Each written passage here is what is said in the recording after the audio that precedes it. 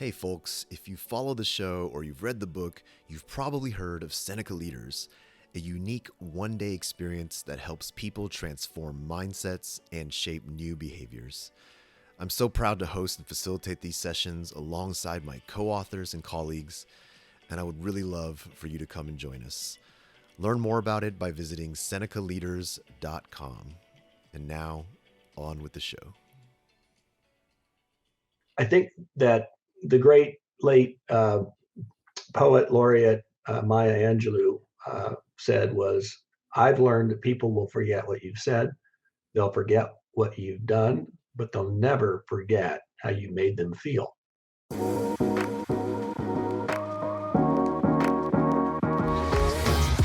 Hello and welcome to Love as a Business Strategy, a podcast that brings humanity to the workplace. We're here to talk about business, but we want to tackle topics that most business leaders shy away from. We believe that love and humanity should be at the center of every successful business. I am your host, Jeff Ma, and I'm here to have conversations with real people and hear stories from the real world. And my guest today is Mark Mears. Mark is a #1 best-selling author, keynote speaker, consultant, and visionary business leader. He has a significant track record of building shareholder value, driving innovation and profitable growth among world-class, high-profile brands.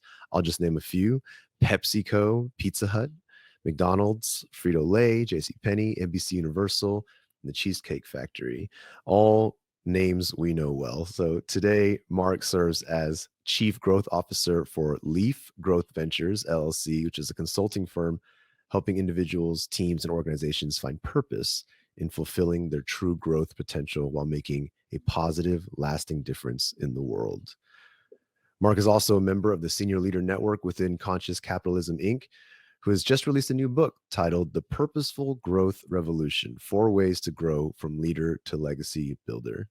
So there's so much to dive into with just the intro here alone, but welcome, Mark, to the show. How are you doing? I'm great, Jeff. Thanks so much for having me on. It's an honor. Awesome. Mark, I have to ask, so much has gone on clearly in your career here, but I want to dial it back and hear, starting from a passion point, where you come from. Where's your passion today, and where did that sprout from? Yeah, it's actually been something that has been growing in me throughout my life and career. And, I refer to it as my purpose. And I uh, years ago wrote a kind of purpose statement that, as a marketing executive, I decided I was going to drink my own Kool-Aid and put together a personal brand plan, because I've been working on some of these illustrious brands that you named, and I've learned from some of the best, and been working with wonderful agency partners and peers and mentors. And so I thought, I want to put this to work for my own life and my own um, kind of ecosystem of those who I may have an influence on. And it was really a simple phrase. And I said, I don't want to just make money and retire. I want to make a difference and inspire.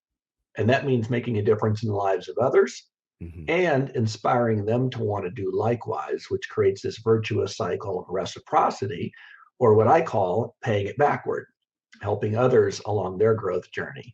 And that's what gets me up every day, is this notion of purposeful growth. And really what the book, The Purposeful Growth Revolution, is all about, is starting a movement toward a more humanistic way of working and leading. And that's the ethos that I know you share, which is why I'm really excited about this conversation today. Yeah. Was there a specific moment in your career that had you, I'm sure it happened over time, but was there a moment that you can think of that had you cross over to this realization? Yeah, there was actually a specific moment, an epiphany, I call it. I was serving as president of a $500 million casual dining restaurant group that was a unit of a bigger, broader, publicly traded enterprise, and was recruited from the Cheesecake Factory, where I was the senior VP and chief marketing officer, to take on this broader role to reinvent the brand, reposition it, put a new concept in the ground to where the publicly traded parent company could put more capital as a growth engine. That was attractive for me. Well, we were down double-digit negative sales when I got there. We were told to do all these things so that we could earn the right to capital for future growth. Right when I got there, most of my executive team had kind of had it from just, prior regime, and I had to recruit a new team, establish a new vision, get everybody excited, motivated, and we did that. And we did it quicker than I think our parent company thought. And instead of giving us the capital to grow as we were promised, they decided to strike while the iron's hot. We turned the sales around. We put a new concept in the ground. We had a new brand positioning. We refreshed the concept. And in our tests, we were killing it. And we were well in front of our return on invested capital timelines. And so that's really what everything was driven by, were numbers. And it was great until we were told, oops, the board's decided to move in a different direction, and we're going to seek strategic alternatives for the brand, which really means we're going to put it up for sale. But don't worry, we're going to put you in charge of the process, but you can't tell your team. You can't tell anybody due to confidentiality, because if the sale doesn't go through, it's going to be business as usual, and we don't want to disrupt everything. I'm like, okay. So imagine all that pressure of having to recruit a new team, having done so, having accomplished all of our objectives faster than we thought possible, to now have to hold in this idea that, oops, we're now going to have to prepare them for something else. But we thought it would be good because the person, or the company that purchased the brand, was a strategic play and not just a private equity firm that was going to kind of dismantle it and sell it 5 years down the road for a profit. They were someone in the business, and someone that really we felt was going to be the parent that we really needed to grow. Well, this was in Southern California, where I was living at the time, and this was like late February, but that's about the time where spring starts to emerge. And the deal closed on a Friday, and on that Monday, I was supposed to have a meeting with the new CEO to kind of have a week of strategic planning discussions with our joint executive team. The meeting started at 8 o'clock, and at 8:05, I'm out the door. We've decided to move in a different direction. And they wanted to bring in their own team. And so I was not anticipating that at all. It was a complete surprise and shock. And I realized as I was driving home the next morning, when I got up, I took the dog out, and Jeff has got as my witness. The sun was coming up over the wall in the backyard where we had this fig tree. It was barren from those 5 or 6 or 7 weeks of winter we do get in Southern California. But there on the end of one branch was this tiny green sprig of a fresh new bud of a leaf that was just starting to form. It was there I got this epiphany, took the dog in, and I started working on this treatment for this idea that a leaf is a symbol of growth and rebirth, a metaphor, if you will. And then as I started writing, I got further into it, thinking, it's really also an acronym. I had been leading with what's called the rule of threes. If you focus on 3 things well and do them well, you're going to get more traction than if you try to do too many things, right? And my 3 priorities for my team became my mantra: leadership, engagement, and accountability. Those were the 3 things I felt we needed to accomplish our huge goals. And we did. But what was missing was the F of LEAF as an acronym, which stands for leadership, engagement, accountability, and fulfillment.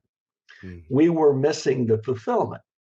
We were chasing numbers for the sake of numbers. We were working at all hours of the day and night and weekends, and traveling and spending time in restaurants and training and getting the whole place ready to rock and roll for this new growth that didn't come. The rug was taken out from underneath us. And so we didn't allow ourselves a sense of fulfillment. And I, as a leader, did not provide an environment for that fulfillment to take place in all of us. And that's when I got this epiphany. There's more to work And there needs to be a more loving, humanistic way to approach leadership. And that became my journey to learn how I could be a better leader and demonstrate through a more humanistic, more loving approach how to build other leaders and how to engage my team and our organization from the boardroom all the way down to the break room and everywhere in between. Wow. I love that. That's an incredible story. And I want to, I guess, I want to ask a potentially provocative question, I guess, around this. If if you went back in time now with the leaf and the F, the fulfillment understanding that you have, knowing that in that situation, you may not have had control over who was buying or selling, what business and what the decisions they were making for your team on behalf of you, and in a way you were being moved around as pieces in that game.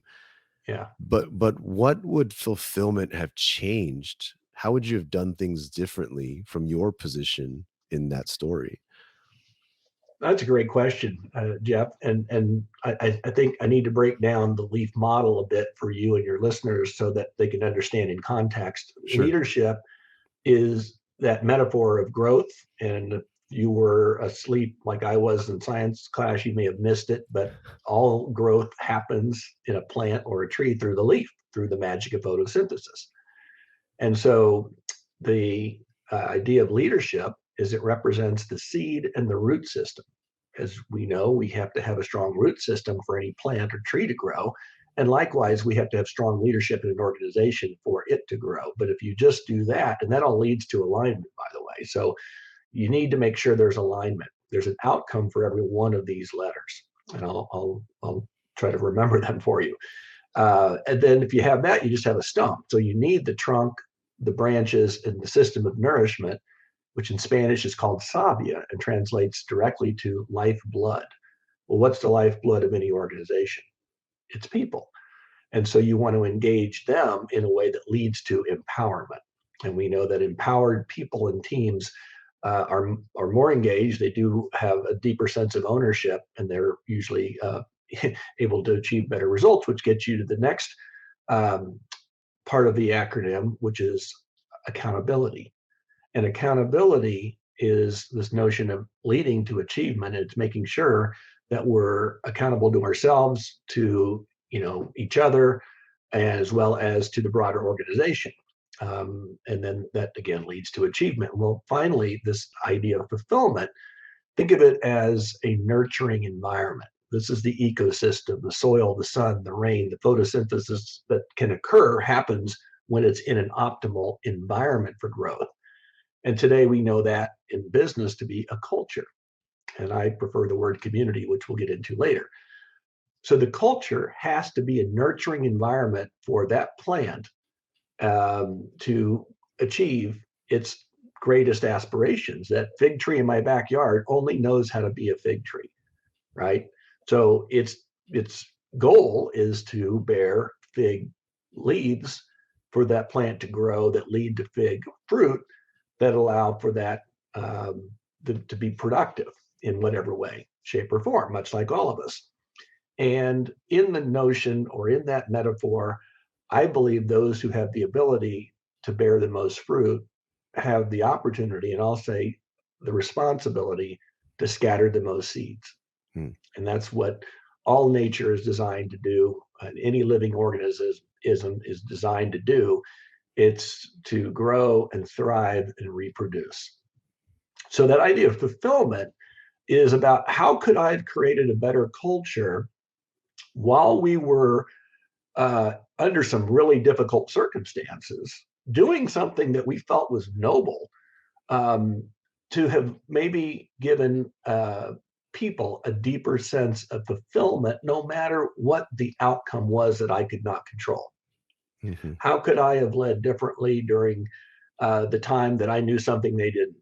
How could I have created a more empathetic style of leadership once they did find out?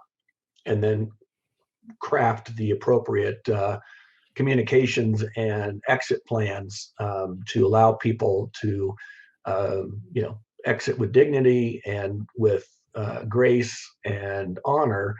Um, I did my best with what I could do, but I think now that I look back, there's probably many things I could have done different and better to have made that whole experience fulfilling. Now I still stay in touch with these people, so it's a bond that we shared together that will never be broken because of that experience that we all experienced together as a team.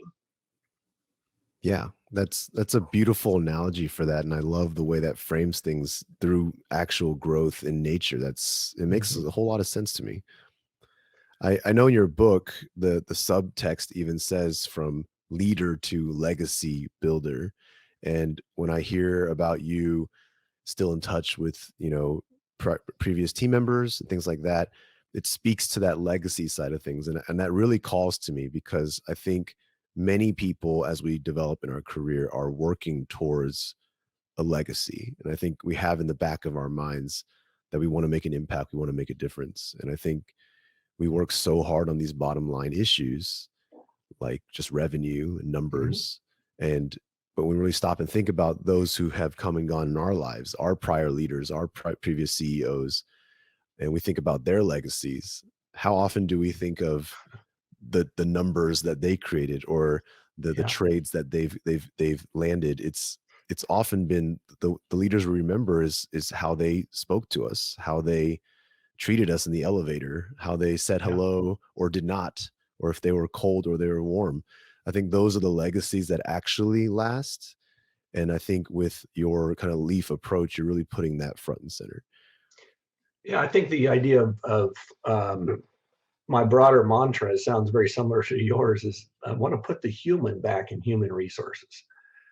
And that idea of human goes back to some of the most basic needs. If we go back to Maslow's hierarchy of needs, being seen, being heard, being valued, and then the idea of being empowered to be your best. All of that kind of speaks to this idea of love that we'll get into. But I think that the great late poet laureate Maya Angelou said was, I've learned that people will forget what you've said, they'll forget what you've done, but they'll never forget how you made them feel. And that has stuck with me because when you think about a relationship, and to your point, there are little touch points. And I've learned as a leader, people, you're under a microscope, whether you know it or not. People are watching your every move, your every word.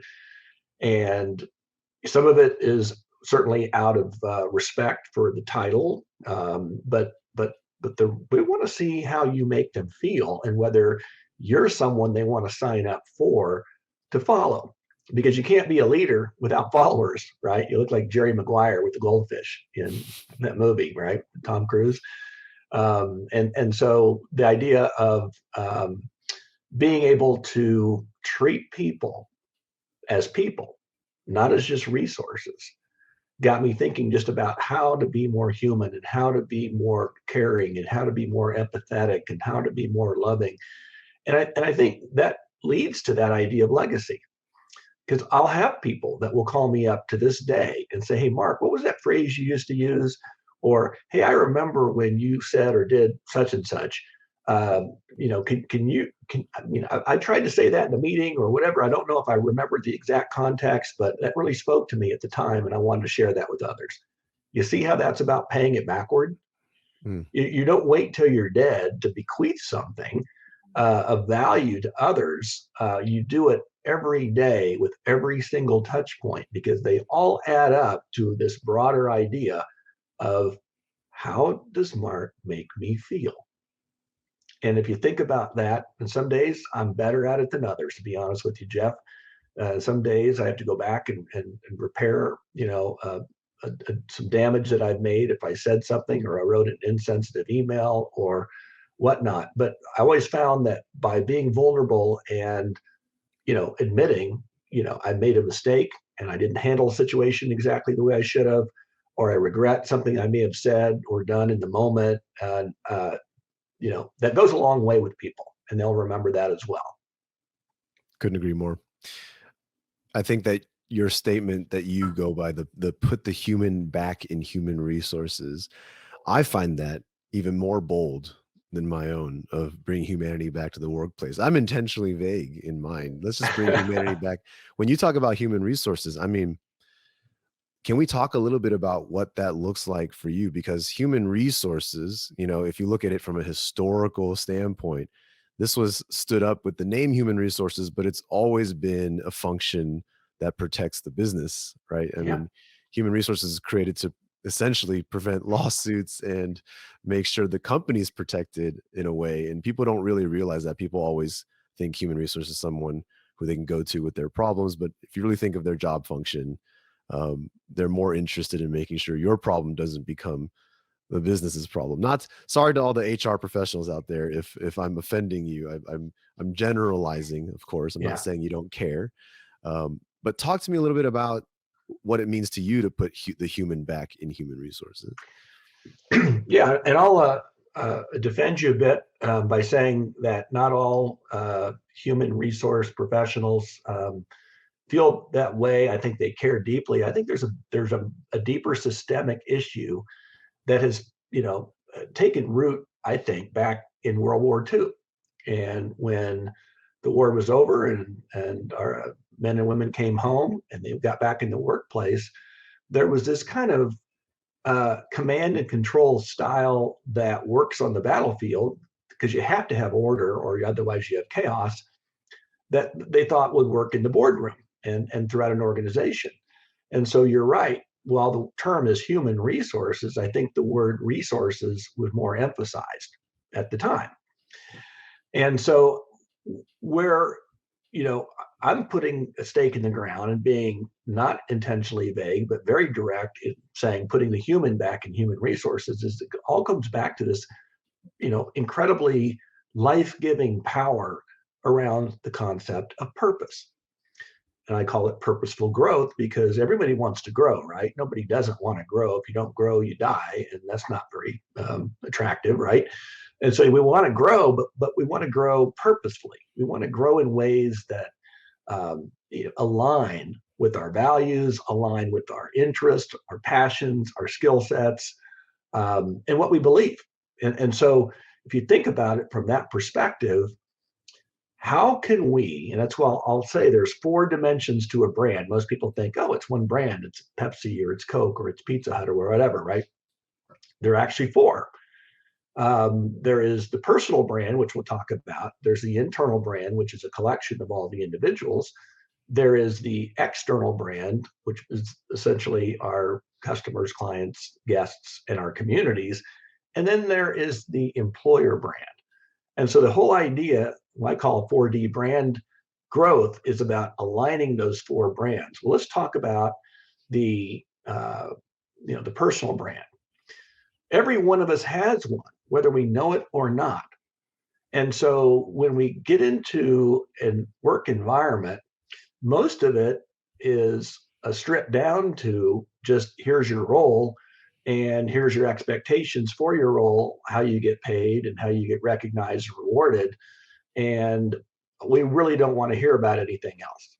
Well, I think COVID has given us all a timeout to really deeply reflect on not only what, but who matters most in our lives. And if you think about the what people have been calling the Great Resignation, which I refer to as the Great Repurposing, uh, is that I think people really want more out of work than just punching in and punching out a clock and getting paid every other week.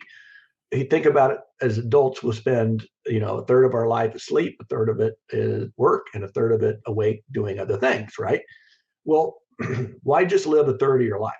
Why not be able to integrate your your purposeful purpose brand into your employer brand and create this kind of idea where 1 + 1 can equal 3 or 5 if we do it right.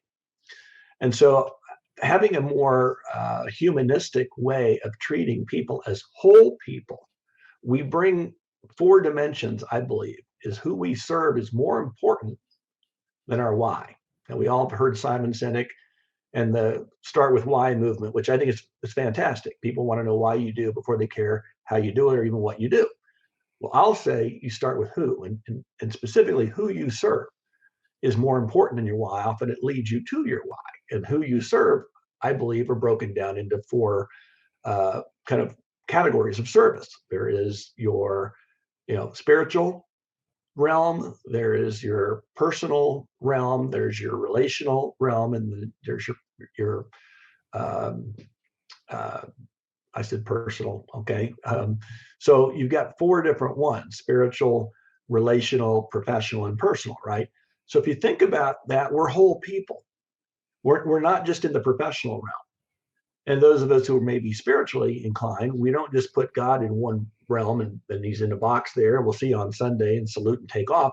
He's in all of them. So we bring our whole self to work and we want to feel valued as a whole person and not just as a worker or an employee or, God forbid, an FTE or full-time equivalent, right? Hmm. That's how you're going to get people more engaged, a deeper sense of ownership in the outcome. And that's how they're going to want to stay longer. And they're going to recommend your company to others because they feel that nurturing environment, that fulfillment that they might not be able to find for a dollar or two more an hour down the street. So this purpose that we're seeking for ourselves, for everyone, I'm assuming this ties closely to kind of your views of community rather than culture. I think you mentioned Yeah. it earlier. Can you break that down for us? Yeah, I think words matter, Jeff. And so often we throw around words like human resources without really digging in deeper. And we throw out words like culture, and culture is not a bad word. But if you think about it and you think about culture as something that you merely belong to, or I'm saying you're part of, I'm sorry, part of. And then community, though, is deeper. That's something you belong to. And why is belonging so important?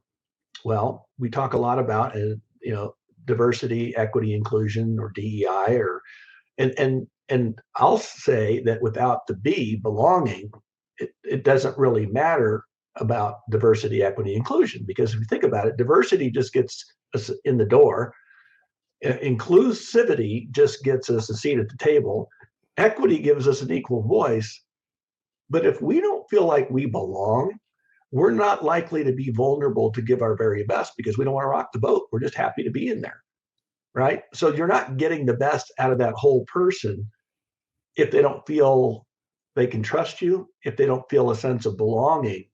And a community is what I'll call a community of like-hearted people, not just like-minded, like-hearted. That's another one that's thrown around a lot. People say, oh, we're like-minded. Well, you might be, but that's on a surface level. And sometimes like-minded can be divisive. If we just think alike, then we're probably going to dig our heels in deeper on what we agree with. And then we might not be open-hearted to hearing what other people have to say.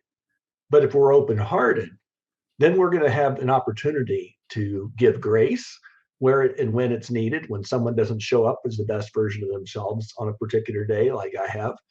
And we're also going to see them through a lens of love, through that idea of being a sense of belonging in a community versus just being part of a culture. I'm gonna start using that more. I think you're spot on with that change. And again, I think part of it comes from culture being used. So we talk about culture Yeah. all over the place now, and whenever a term gets almost overused that way, it starts growing its own legs and its own kind of taking its own shape. And I fear for the word culture because too often we prescribe a culture to a company. Like that company has this culture. That company has this culture. And what people do when they hear that subconsciously is attribute, oh, okay, that company owns this type of culture, this specific environment. And if I join that company, I get to consume that culture. We call them culture vultures, where you just you come in and hey, you guys all get along, so I'm just going to come and I'm going to partake. I'm going to get all the benefits of this culture. It's going to feel great. And the reality of culture, though, is closer to what you're saying. Is it's a community in which you also have to be an active participant, since culture is nothing more than how we treat each other, how we behave with each other. And so the component of the mindset really of coming in and being able to just take culture for your own is so um it's so rampant. Like, people don't say it out loud, but they think it, that we think that culture is just something I can just go sign up for and just have, and we neglect the part where we actually have to mold and shape it ourselves, especially if that's what we care about. Yeah, I love that. If you think about the word culture, the root word cult is not such a pretty picture, right? And I think sometimes we can get into that of joining something as if we're just earning badge value by having that brand on our business card, that logo on our polo shirt, whatever Mhm. it is, you feel like you're joining something to fit in. But we know today, even more so than ever before, there are so many headwinds facing business and facing growth potential, right? I mean, everything from war to inflation to supply chain, you name it. You can't keep doing what you did the year before and expect to grow, right? The old definition of insanity. So we need agitators. We need people who are you know like-hearted, not just like-minded, because with like-minded you can get groupthink. And when you have groupthink, then you tend to just say, well, I don't want to rock the boat because this is what we've always done. And yet you're lamenting the fact that you're not hitting your goals. Well, if you have someone who comes in as an agitator, not in a disrespectful way, but being curious and open-hearted to say why or what if, and those kind of phrases that question the status quo, because that's really how you're going to get ideas that are truly breakthrough. And so what I call it step function change growth. And if you think about every major um, growth opportunity throughout history has come as a result of some kind of catalytic event, right? Whether it's a war, or whether it's famine, whether it's disease, or whether it's an invention or discovery, right? Think about it. Not that many years ago, we didn't have something called a smartphone, and now we wouldn't know what to do without it, right? And you think about the genie doesn't go back in the bottle, so we're always moving forward. Well, I think COVID gave us this kind of time out, as I mentioned, this kind of deeply, think about not only what and who matters most to us, but it's changed the world of work. We're not all going racing back into the office. We've been working remotely, or now we're in a hybrid situation with many companies, and it's going to stay that way. And we're even looking in the UK, and they've been testing out a 4-day work week. I really believe the paradigm of work as it used to be is changing, and I'll say on purpose. Because if you go back to that ideal, I don't just say idea, the ideal of purpose, which is ingrained in all of our hearts, we want to be that best version of ourselves. And we want to work in an environment that encourages us to be that best version of ourselves. And we've seen all of the research studies that Gallup does a wonderful job with their annual workplace study. And we see some of the biggest issues with disengagement. So right now, I understand there's like 36% of people that are engaged, and like 32% that are or something like that that are actively disengaged. Well, that just leaves about half of people in that mushy middle that could go either way, or what the kids are calling quiet quitting. Right? That means they're disengaged, or they're just working to work to go do something else they want to do, and or they're leaving the workforce to go do something they find more fulfilling within the gig economy. For example, starting their own business or doing something where they feel more purposeful. So that genie is not going to go back in the bottle, because all the studies show that from younger end of the millennial generation to now Gen Z, and having 25-year-old daughters, twin daughters that are in that cusp, I can vouch for the fact that their expectations of work are so much different than what mine were as a young pup coming up in the business ranks. So it's a new world of work, and it's changing on purpose. I love how you snuck that word purpose in there for that context as well. Mark, I really appreciate the time and the insights and the wisdom that you've had today. I think there's a lot that I myself and listeners are going to take back around finding that purpose for ourselves, but also I'm hoping that we check out kind of the specifically in your book, The Purposeful Growth Revolution, kind of more about that and connecting that to what we know about love today. Well, I hope it's been valuable for your listeners and yourself, and I know it has been for me because I learn every time I come on and speak to a professional such as yourself. I just want to leave your listeners with this idea of love, and you know I'm big on acronyms, but to me, that idea of love in the workplace that we can all practice, whether we're leading big teams, small teams, or one person, is love is an acronym, stands for listen, observe, value, and empower. So the Mm, ability to listen to someone as a whole person, not just as a worker, really understanding who they are, what their motivations are, where they come from, and what their expectations are, will build that bond of trust from that relationship. And then observe is the O. And that really means to not only give them on the front end clear expectations for their roles, responsibilities, but observing them and coaching them and guiding them along the process. Don't wait to give feedback at the end of the year. Provide ongoing check-ins to observe them and make sure they feel the next V is value, or the next letter is V for value. They feel valued and they feel like what they do matters. And so the last one is empower. Again, if you can create an environment where your team members feel empowered to be their very best, they'll break down brick walls for you, and they'll make you feel like you're living a legacy that's worthy of them carrying on after you're gone.